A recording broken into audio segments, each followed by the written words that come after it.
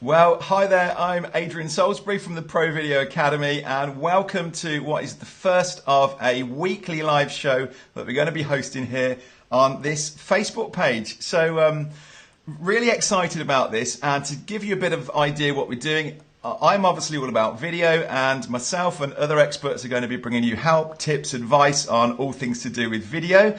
But I'm on a journey, and I'm very much setting up a new business online, a course, and as I'm wanting to reach out and pick people's brains and talk to them, get some tips and advice from them, I figured it'd be great to make a show out of it, because if you're in the same position as me, then you're going to want to ask the same questions. So what better way to do that than to start a show like this, and for me to bring people in and interview them, have a nice chat with them, and both of us, you and I, can ask them questions. I say both of us, hopefully there'll be more than two of us on here. But I figured that as I'm doing all of this through Ecamm, and as you're going to hear soon, I'm a huge fan of Ecamm. It's the software that we deliver this through, able to put it on a Mac only, but I'm able to put it on here. I can brand it up, as you can see. We can do interviews. There's a whole load of things that we can do that I couldn't do if I just went straight live through Facebook.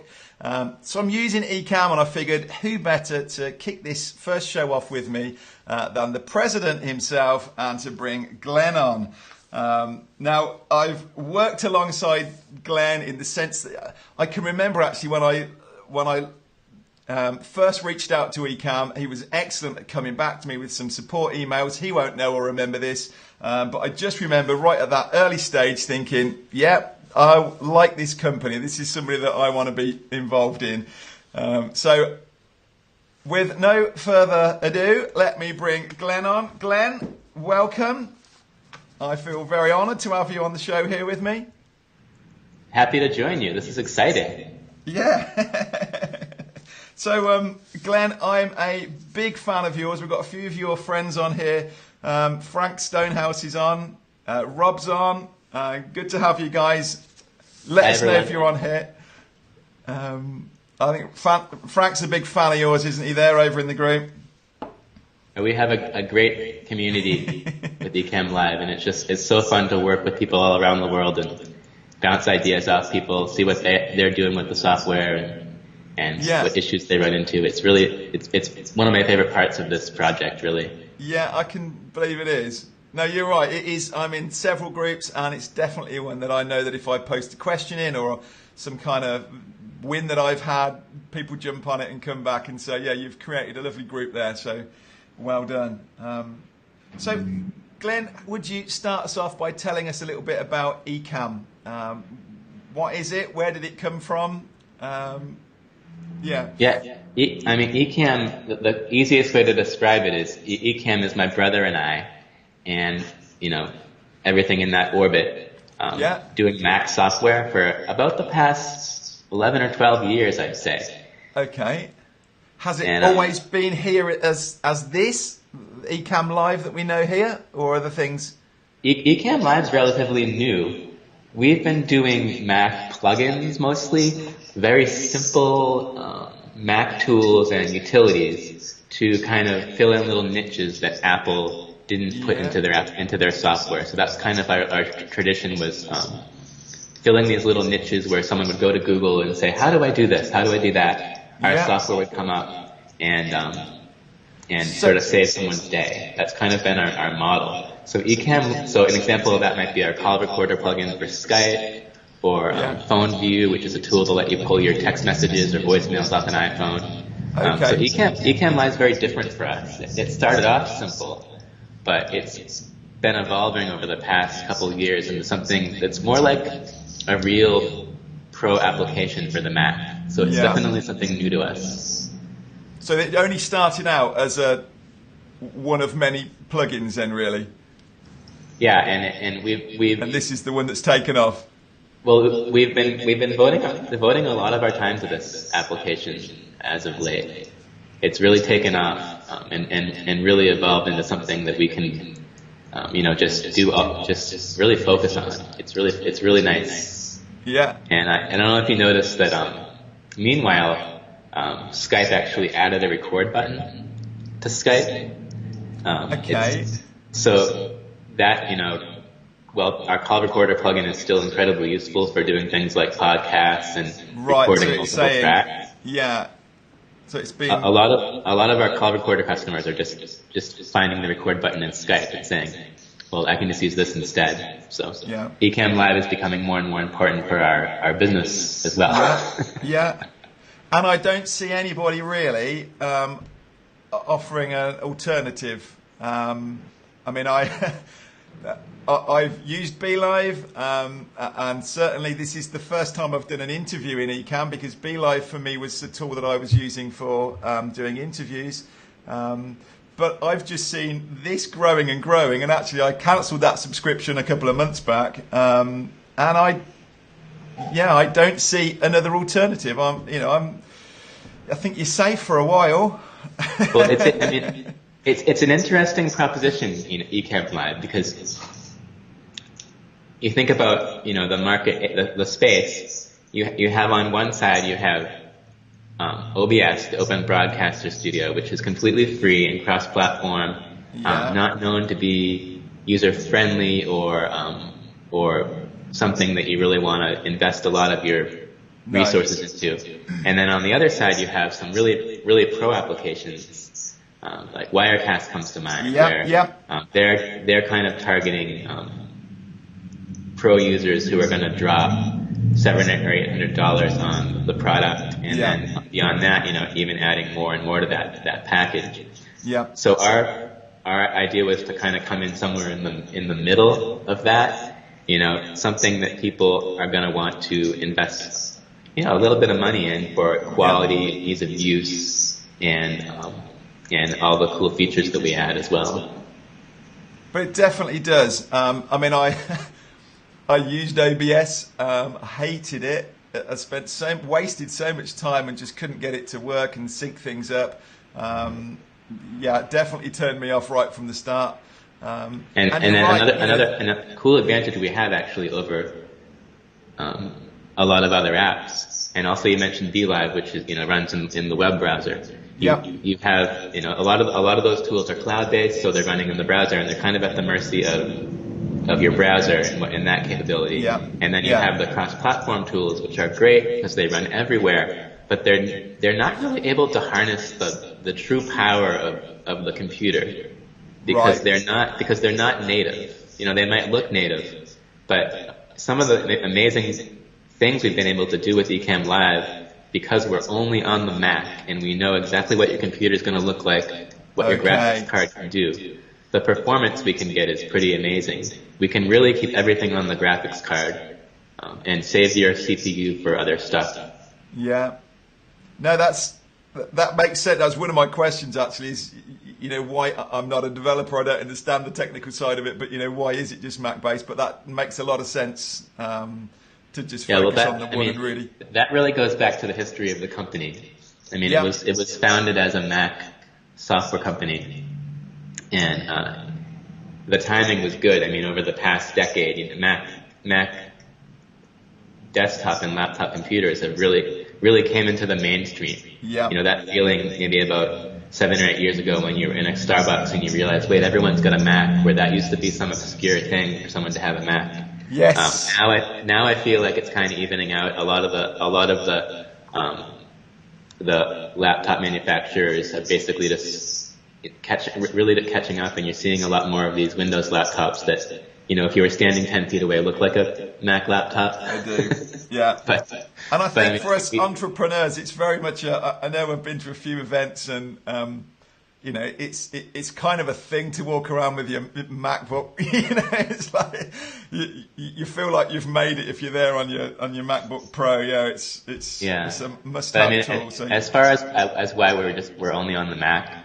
We're just Mac guys, and our businesses, we do what we love, and a lot of people have said to us,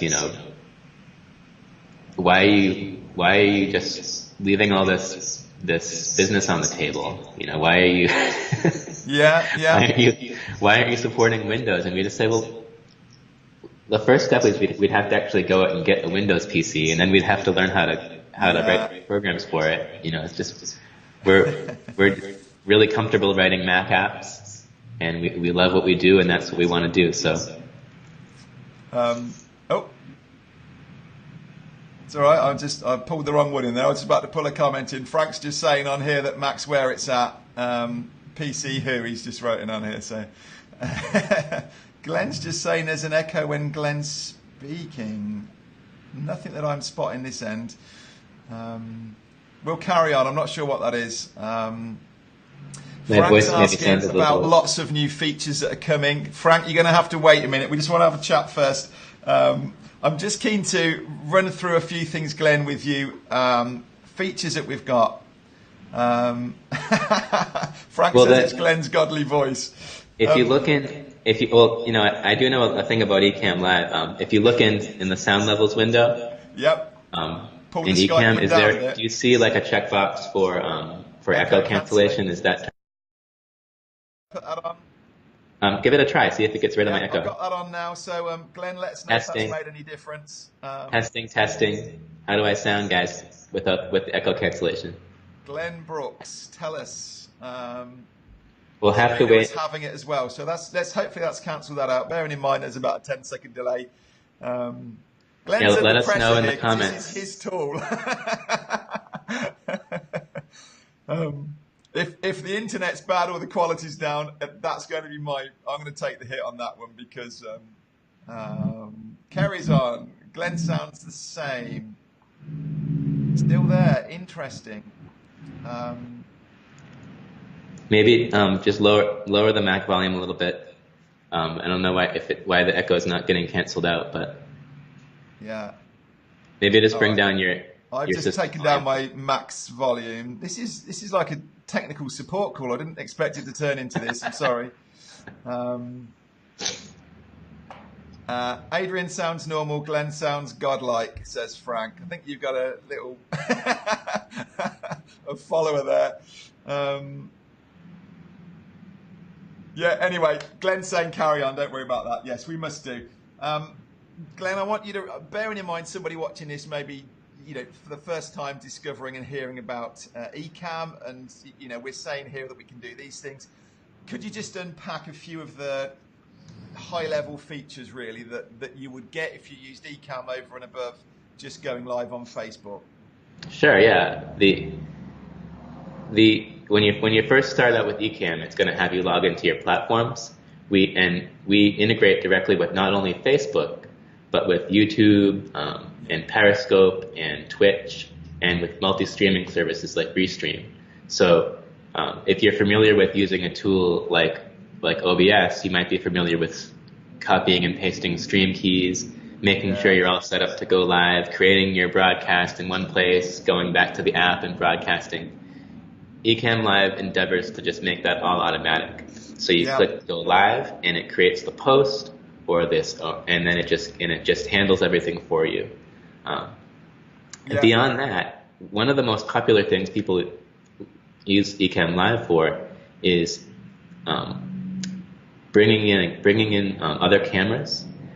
Yes. So, for example, right now I'm using a Canon camera, a Canon DSLR via Camera Live, and actually piping this through Ecamm Live into Skype, and that lets me use a camera other than my built-in webcam, and it makes me look a little nicer.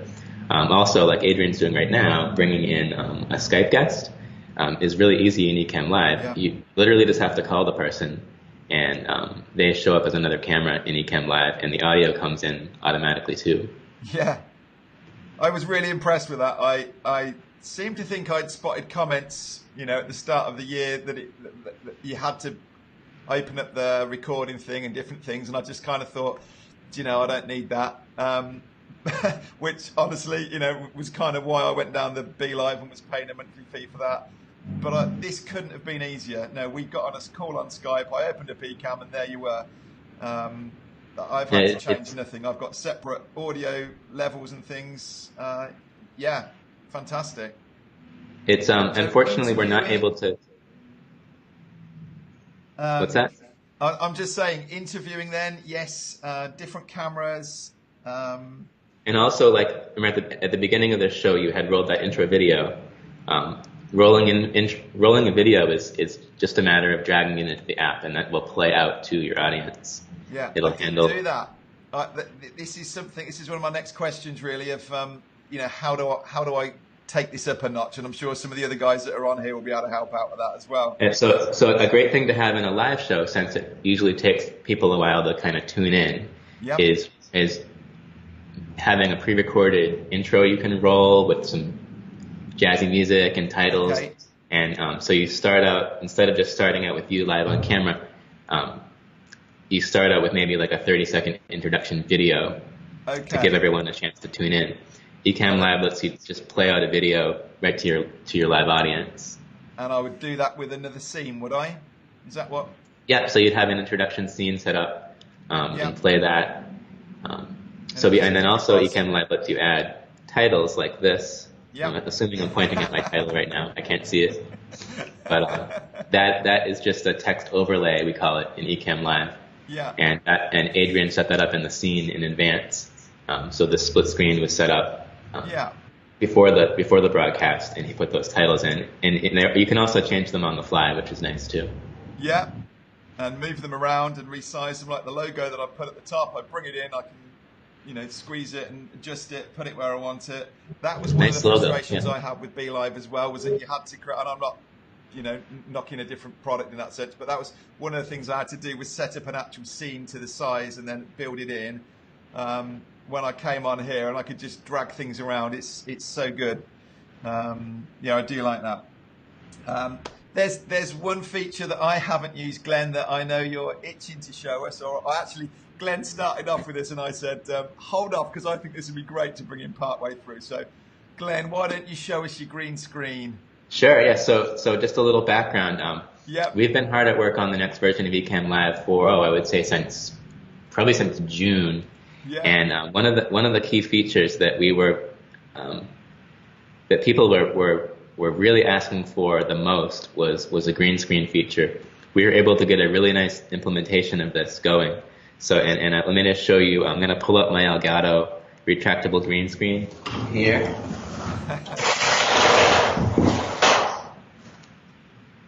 And this is very cool. And there you go. And there he sits in his office. So this is my home office. Yeah. If I wanted to be in my formal living room, I can be in my formal living room. And we were talking before the show about how I don't really have to set up any particular light for this. Your mileage may vary. That's right. We have a lot of sunlight coming into this office, but it's typically pretty good keying effect. Yeah, it is very good. It's one of my criticisms, really, is people having that kind of green halo around them, but I'm not seeing that on you at all.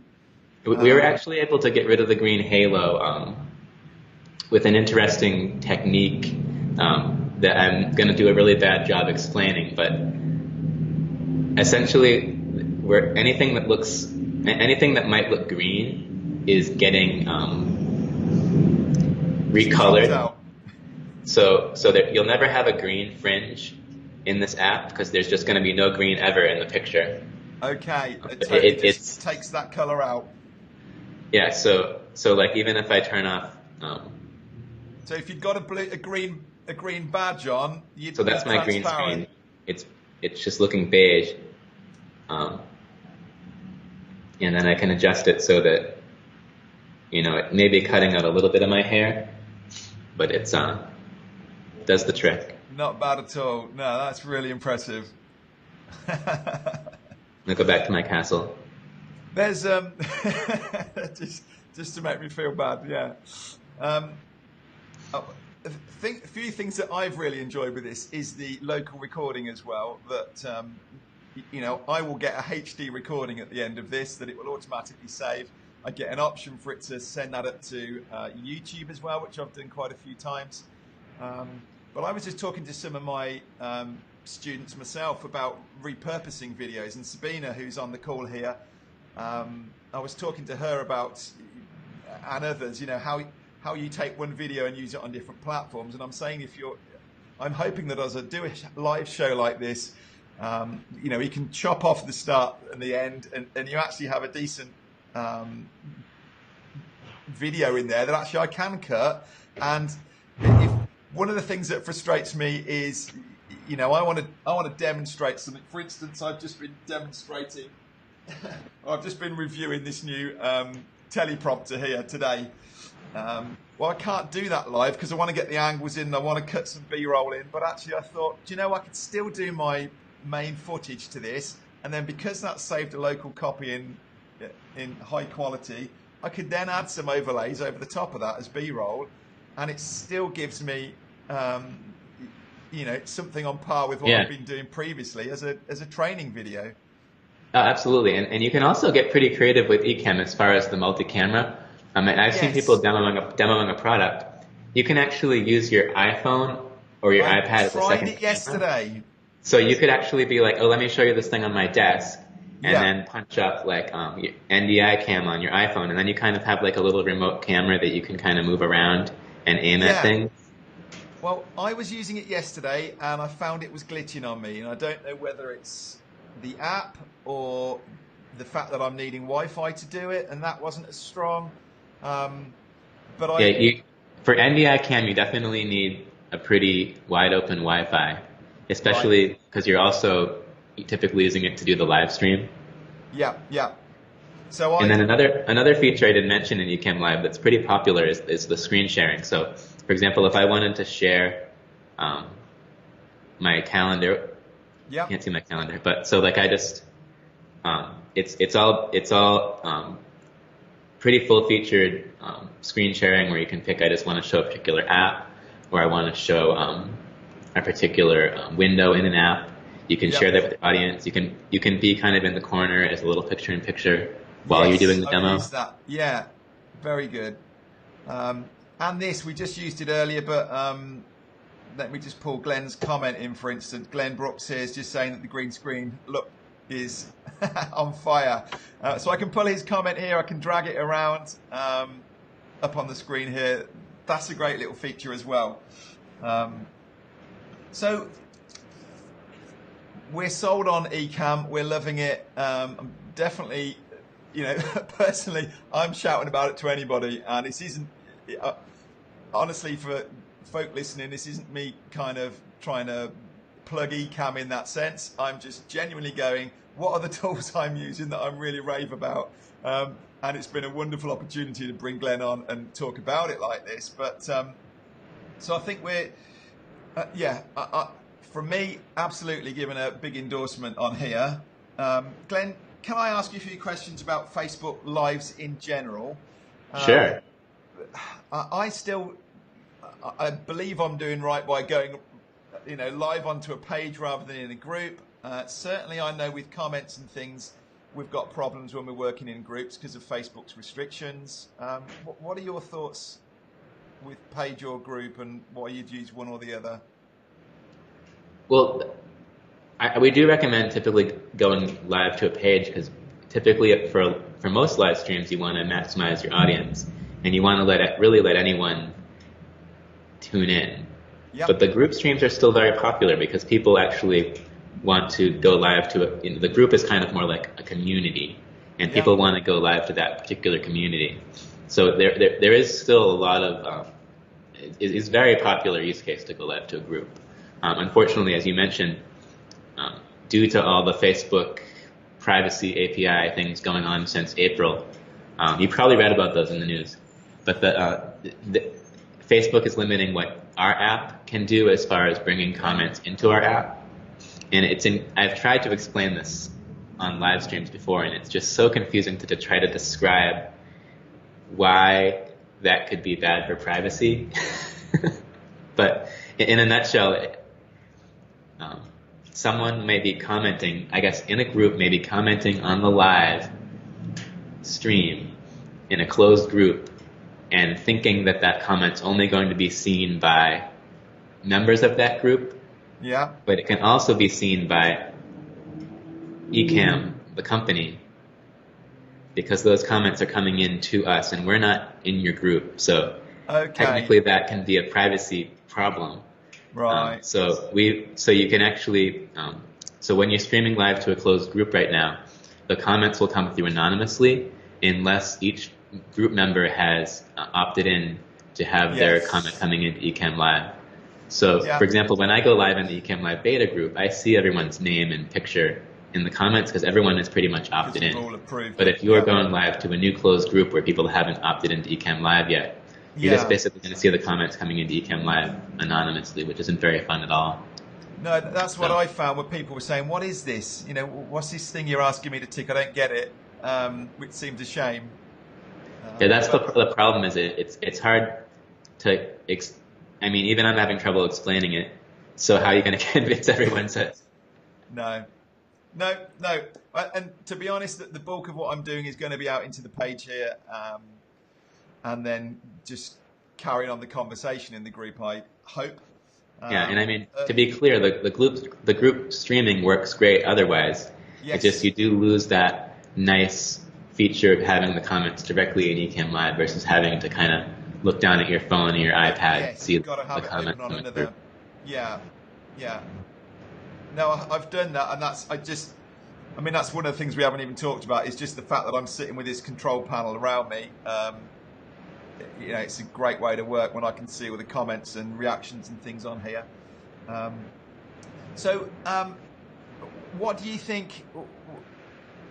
I was just going to say, how can I improve what I'm doing here? Can you give me some tips and advice? We've already mentioned doing an intro then. What's working with other people? What are you seeing come in that your audience are creating and really impressing you? Well, you know, we have found that these videos are, you know, they're really exciting and engaging when they're sort of a lively conversation. And one thing that helps with that is bringing in even more guests. So one thing that you can consider doing is bringing in 3 guests, and Ecamm Live will actually post them as the 2x2 grid up on the screen, which looks really cool and engaging to have like just 4 people up on the screen, all joining you on Skype, and just kind of shooting the breeze and joking and laughing around, you know. Yeah. And also invite more people that are more interesting than me on the show. Don't be daft. No, not at all. People who aren't just going to talk your ear off about the software. But yeah, so that's one way to really kind of you know, get people engaged in watching it and kind of build the relationship between the people that do your. People also have regular guests. Yes. So like almost like a co-host. So whenever they go live, it's not just them or they make whoever they're, you know, talking to that day. There's also kind of like the like on a late night TV show where there's like where Andy is always kind of sitting there on the sofa.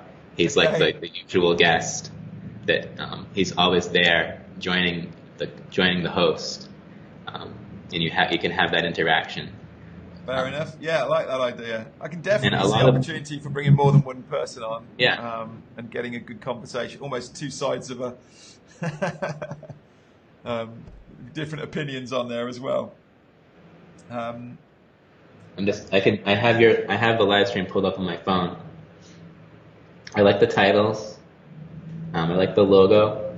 You do have to watch out because wait, you're not gonna be able to see this. Okay. But the where you put the logo in the top left, is where Facebook puts their little live bug. Fair enough. Good point.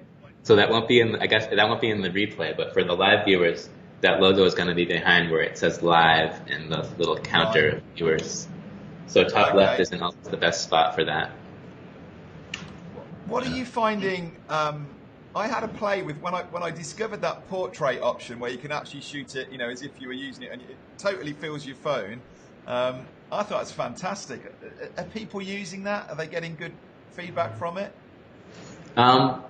We haven't seen a lot of people using the tall option. No. I mean, it is cool, and it takes up. It's a nice way to kind of grab attention. Is if you're using a different.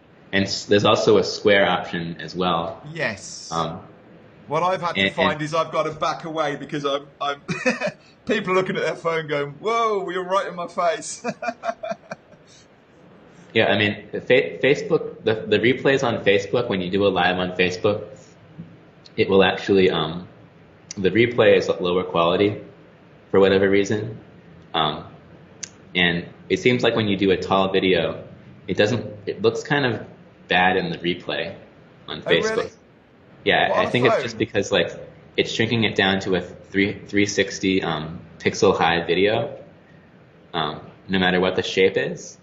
So if it's a tall video, you've just crunched this tall video down to 360 pixels, Oh, and really? now it's like even narrower, incredibly narrow.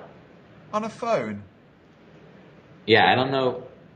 I mean, it's Because going I to fill the watched. screen, but it's still going to fill the screen, but it's going to look, it's not going to look very good quality in the replay we've found when you do Oh, really?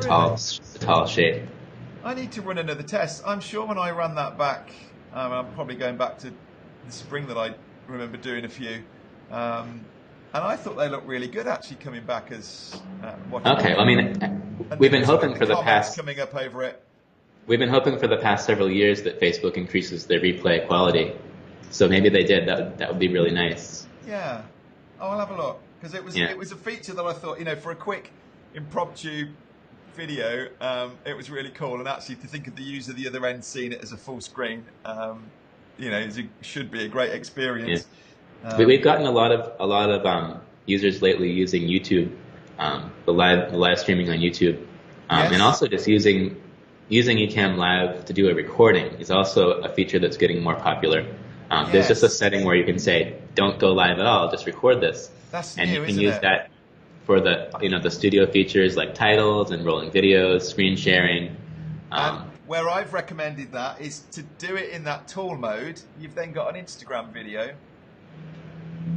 IGTV, sorry, I should say. As long as you're not needing to crop it, because as soon as you take it out into another bit of software, if you put it into iMovie or something, you're going to go back to that format. But that's what I've seen. Is actually it's come out that way round. You could upload that straight up into IGTV in the portrait mode.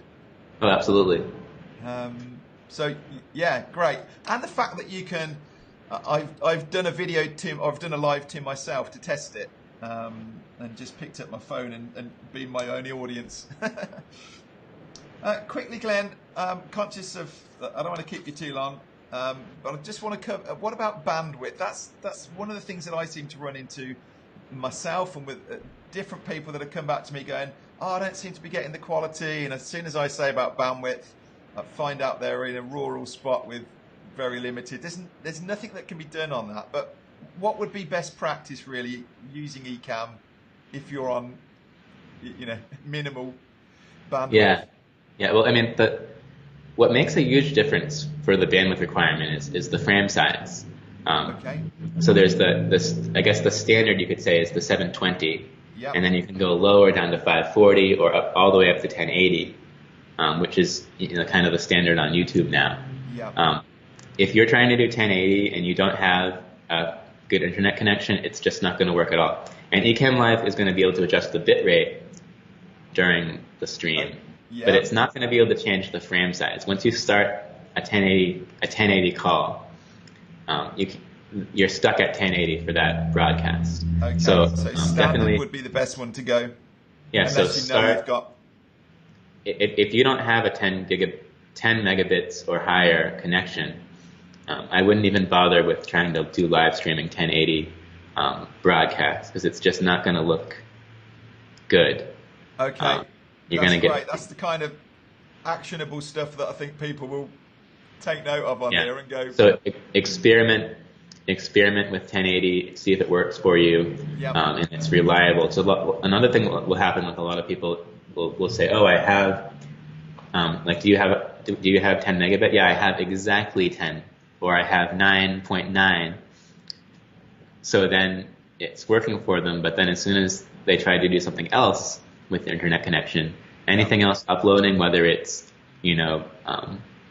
pulling up a web page or some online backup kicking in, suddenly they're not even close to 10 megabit upload speed. So it's a good idea to not just say like, this is exactly what I have and that's what I'm going to use every little bit of it for my live stream, because there isn't a lot of leeway there.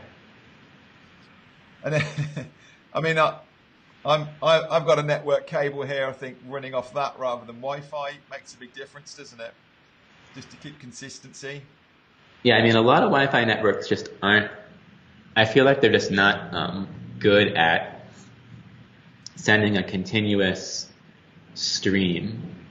Yeah. Like, especially if you have a lot of those little repeater things around your house, like to kind of extend your range. Those are going to reduce your throughput in a big way. So you might run a speed test, and the speed test might say that you have a really fast connection, but then when you go to actually sustain that for 20 or 30 minutes, it's going to be very, very variable, because you have to take into account there could be others. You're not the only person on that Wi-Fi typically, and you're sharing that bandwidth with everything else on that connection. Yeah. And I also take into account if you're going to be bringing on a guest, unlike BLive or something like that, where that all happens on the cloud. What Adrian's doing right now is running a Skype call and doing a live stream at the same time. So you do have to account for that extra bandwidth. I tried to do a tutorial on using Ecamm, and so I'd got ScreenFlow running and Ecamm, and the whole lot just kind of went. I thought, no, that's pushing too much, yeah. But in fairness, I probably was on the 1080 setting as well, so yeah, I think I'm running standard at the minute. For whatever reason, the screen capture is tough on the processor. I think the Mac has to do a lot of work to capture the screen for whatever reason. Yeah. So I found having Photoshop just sitting open in the background or anything like that, as soon as I turn it off, it just sort of the fan slows down, and it just doesn't like having anything else. So yeah, stripping other things down. There's nothing else happening on my computer at the minute other than Ecamm and Skype. Well, whatever you're doing, I mean, I'm just seeing you on Skype, but you look like you're in full HD, and I haven't really seen it glitch at all through this whole call. But I've done this, and I've sat here, and I did an interview with Andy Ryan recently, and we were talking about quality and things. And then I watched it back afterwards, and I thought, the quality looks awful on my end. And there's me sitting here saying this. So I'm always slightly wary. They keep telling us our internet will improve. What did I say it was when we just checked earlier? About 6 gig. Frank's saying he's there exactly on 10. He's doing better than me. Where are you based? Peterborough in England. So do you have the fiber optic internet, or is it just cable modem? Or what do you have there? It's fiber, but it's a shared. We're kind of at I don't know how many houses must on this same one. They're telling us about a gigabit connection that should be coming, and it'll be a feed straight into our house that nobody else. So it shouldn't drop. Nice. We can't wait for it, but Nice. It got spoken about, and we were supposed to have it at the end of the year, and then it all went quiet. But never mind. Glen, do you know about mobile and desktop? Quite what sort of usage are people getting on? Do you have stats or anything on these things? For the users of our app? Not to broadcast through, but I'm just curious what people are watching us on now, for instance. I tend to usually assume that almost everyone is on a mobile device as far as watching it. I mean, I do know that some people are watching it on the desktop, but I mean that the engagement, it seems like it usually comes through those little notifications that pop up on the phone. So and so is live. Yeah. Why don't people just pop up actually and let us know if you're watching this on a phone or? I think when I've watched a webinar in the past and I'm sitting here and I want to take some notes down, then I'll bring it up on my laptop because it feels more organised rather than trying to hold a phone. But I guess it's as people are catching it, isn't it? Yeah, I know some people are they're kind of tuning in at their office desk sometimes on their computer. But if you're going, especially if you're going live in like sort of early evening or evening, I mean everyone's pretty much just going to be like on their phone. Kerry's on a phone. Frank's on his MacBook Pro. Usually his phone though. No, interesting. Last question really before we pull to a close. I was just looking as I was doing some research for coming on for this interview anyway. And I've been kind of jumping between Facebook and YouTube. Actually, when I've run a series of lives in the past, I've had way better engagement on YouTube because I've got a bigger following there.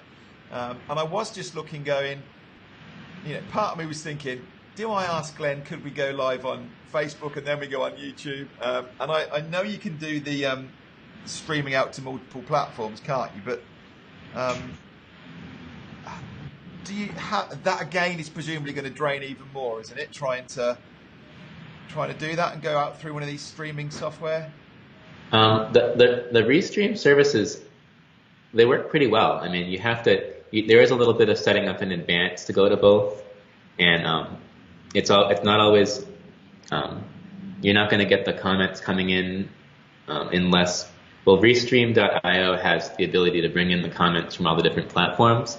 So in but theory, it's not, the comment panel next to me here is pulling in comments from everywhere. Yeah, Restream's aggregating the comments and bringing them into Ecamm Live, but it doesn't always seem to work flawlessly. They're kind of, at the mercy of all the APIs for all the various platforms. And I know they're definitely, and then of course they're going to run into any issues the same issues that Ecamm Live would run into as far as Facebook groups and all that. Yes. But it's nice, and we've had some success with using Restream comment aggregation. I like the idea of it. I'm just a little bit scared of. It feels like there's a lot going on already, and while it's easy to use this, I don't want to mess that up really. But at the same time, I'm thinking, am I missing out by sharing a video onto YouTube afterwards and then missing out on the live? Yeah, I mean, we love YouTube as far as, the quality always looks fantastic. The live stream comes through, Facebook is kind of transcoding it on the fly. So, they're going to be showing you a version based on your internet connection.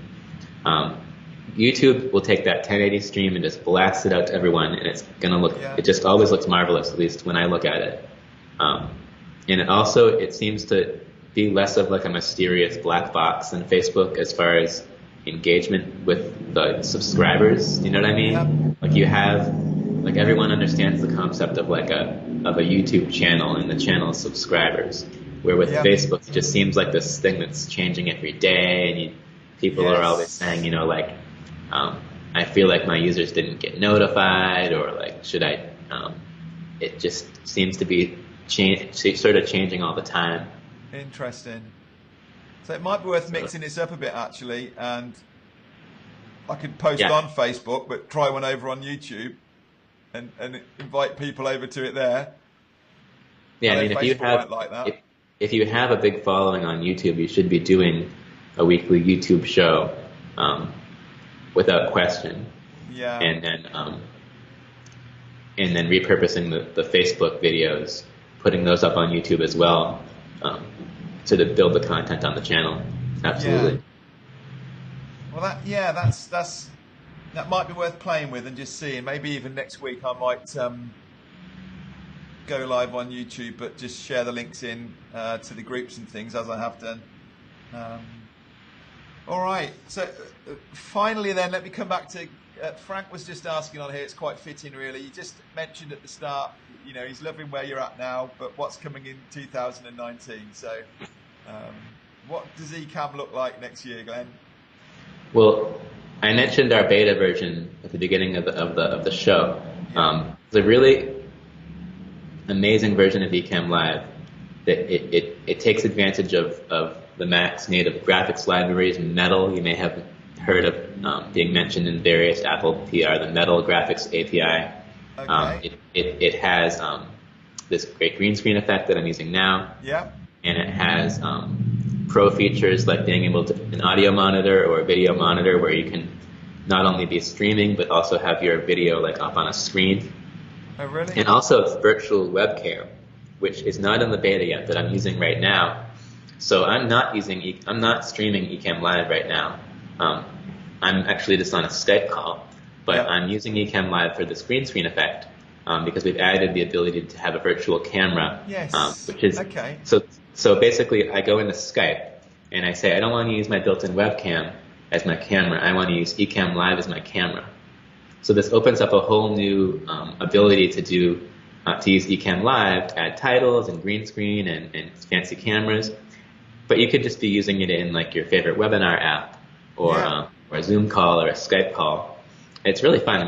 We've been playing with it in house, and it seems to be working pretty well. Oh wow! And something that and just finally I'll mention something that I don't think I've mentioned on the beta group or the community is that we're working on changing the licensing model for Ecamm Live. Right now it's $79 one-time fee for that. We've kind of come to the conclusion that bringing it into a service model, a software as a service model, is the way to go for this. So we will be some point in early 2019 adapting Ecamm Live into a monthly or annual subscription. Yeah. And that's going to give us the ability to just go crazy on these features and add really cool stuff. And the cool part is, and this is really excited about this, is everyone who has bought Ecamm Live already is like all set. Yeah. They're going to be grandfathered in to a perpetual license of our subscription service, like for the rest of eternity. So it's much appreciated. We're really excited about that. Even when I was looking around at these restreaming bits of software that, some of them are like $100 a month or more. And it just made me think, this was great value. It is great value, The nice thing is we don't have to charge a lot. I mean, our monthly fee is not going to be anywhere near $100. I mean, those services that are typically charging that amount of money, that usually means they have some sort of overhead. Like that money is actually going to buying, time on servers. You know what I mean? Whereas we're not doing any sort of transcoding at Ecamm. Yep. Your stream is going directly to Facebook or YouTube or wherever you're streaming. So our overhead cost is not high. Yeah. So we're able to, even though it'll be a subscription service, it's going to still be really affordable because we don't have all the overhead. So it's kind of nice. Fantastic. That's good news. So Glenn, finally then, what are you doing for Christmas? Are you winding down soon? And it's always interesting because since I'm self-employed, I tend to base my schedule completely around my kids' schedule. I have 3 young kids, so if they're off next week, I'm not really going to get anything done. So I'm looking forward to like a real live Christmas vacation next week. What about you? Yeah, likewise. In fact, actually, I just caught Sunny Lenarduzzi's video just this morning when she was saying she's turning off all her social media. She's literally deleting all her apps and things. And I thought, wow, there's a challenge. Because it's so true, isn't it? We can just be like, oh, what was that? Somebody's just pinged. And my kids are older, but my daughter's home this year. She's been in America and she's come home for Christmas, and somehow that makes it feel even more special that I'm going, do you know what? That's I awesome. really am. So today I'm trying to down tools very much. And really just try and enjoy Christmas. Yeah, I'm not so sure that I could do the whole deleting the apps thing. No. I don't know that I need to. You could drag them off maybe to a second window or something, but Fair enough. Maybe do the do not disturb for the week. Yeah. So everyone just thinks you're sleeping in bed. That's it's pretty hardcore of it, but I commend her for it. Well done. But no, if you're happy, I think that's I've really enjoyed that. I appreciate you coming on. Thank you for kicking off our show. And guys, if you want to, I've put a link in the description to Ecamm. You can get a free trial still. That's right, isn't it? Oh yeah, the free trial lets you try out the whole app. Yeah. And so I'd encourage people check it out. Sorry, I cut you off. Yeah, it was a pleasure joining you on your first live show of the series, and I can't wait to tune in for the rest of them. Yeah, thank you, and you'll be able to pick me up and tell me, you can come back on those questions of how I can improve it and what I should be doing. But no, really appreciated that. Had a great time. So guys, do check out Ecamm. There is a free trial there, but as both Glen and myself have said, it's very well priced for what it is. I'm a huge fan, and this whole show is going to be done through Ecamm. So yeah, there's my big endorsement. Frank's saying bye. Thank you, Frank, for being on. What's he saying? Want that virtual Ecamm life? Cam now. Oh right, I just wanted to check you. Yeah, you've got him. It's going to be pestering you now for that, Glen. You're going to need to get that early 2019. Well, it seems like it worked. It seems like it's working. So totally, yep. You were a brave man to try it out. Is it lagging? Let's see. No, it seems like it's coming right through. So fantastic. No, really enjoyed that. Thank you ever so much. Thank you everyone for coming on. Please, if you think of anybody else that would be interested in seeing this, share it out to them, tag them in it, whatever you need to do. And yeah, thank you ever so much. Have a great Christmas, and keep posted for the next show. All right, thank you. Thank you, Glen. See you later.